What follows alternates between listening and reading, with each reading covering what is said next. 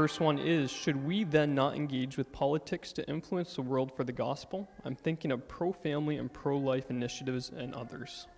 So, great question. It's not a black and white thing, right?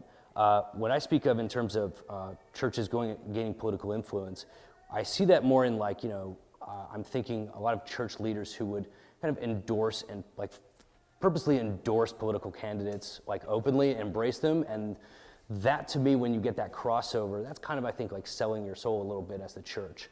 The church acts as a witness. I think a great analogy for the church today in relation to the state is like the prophets of Israel and Judah. They were happy to bless their leaders and would work with them, but they always stood outside so that whenever the leaders would stray from God's plan, they would automatically call them out for what they were doing. And today you don't have that, I think, a lot of times in a lot of churches that try to get political, a lot of leaders who get political, they'll tend to, because they want maybe one thing that politician or that party will do, they'll ignore everything else. They won't criticize because they don't want that candidate to lose, because they're good things that they're supporting, but they, instead of just supporting the issue, they support the whole package. And then they've been co-opted.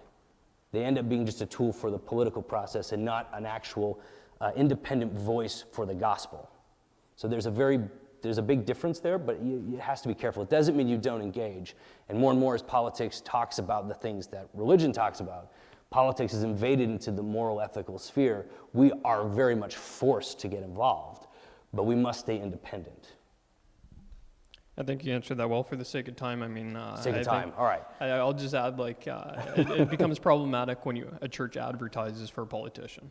Us as individuals in a democracy, we can vote for a candidate that might align mostly with their values and views, but ultimately we should be putting our trust in God and praying over the politicians no matter what. Because at the end of the day, they will fail us in some way or another. Yeah, we serve Christ, and He's not on the ballot. So, second question is: I'm frustrated because I worry instead of surrendering. What do you suggest I do? That's a really big question. If you want to talk with me more personally to get specific, that would probably give you a better answer.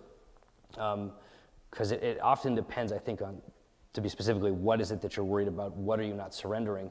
I think the biggest thing for me in just contemplating that, anxiety and worry, we tend to then have a small view of God. We realize that really God is in control of all things. And if you're a follower of Christ, even if your circumstances are rotten and hard, and everyone would agree with this is a terrible situation to find yourself in, God is using those really awful circumstances to develop something in you, and really what it comes down to is you becoming more like Christ. He is doing that and putting you through that for that purpose, and it is a good purpose in the end. So we hold on and have faith in what He's doing through us and where He's bringing us in the end, and that allows us to endure the difficult circumstances because we know that He is the one who is ultimately in control, and we will never be lost.